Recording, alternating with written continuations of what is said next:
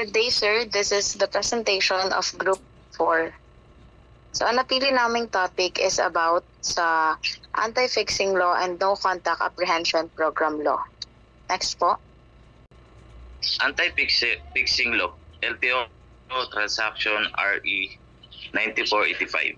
The Anti-Fixers Law in the Philippines is the primarily addressed and Republic Act No. Number 9485, also known as the Anti-Red Theft Act of 2007. This law, along with later amendments, like Republic Act No. 11032, Ease of Doing Business and Efficient Government Service Delivery Act of 2018, aims to combat bureaucratic red theft and physically the practice of using fixers to exceed government process. Dito po napaloob yung sa imposes step penalties of fixers. Ito yung penalties nila sa imprisonment of the long as 6 years or pagbabayad ng 20,000 pesos.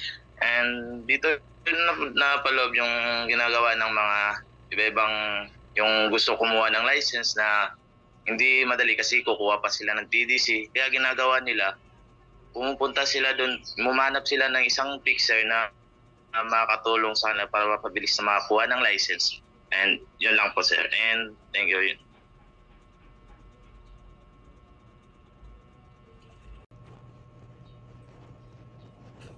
So, sa implementation ng anti-fixing law, the implementation of RA 9485, known as the Anti-Red Tape Act of 2007, focuses on streamlining government services and eliminating corrupt practices such as fixing.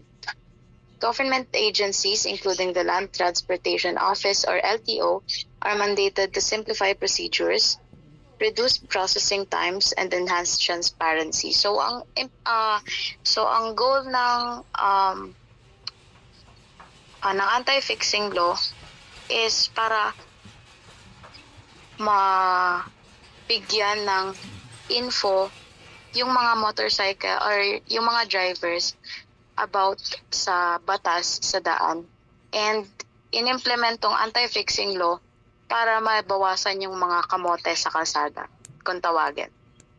So a key component is the Citizens Charter, which outlines the step-by-step process, requirements, and timeframes for services, ensuring that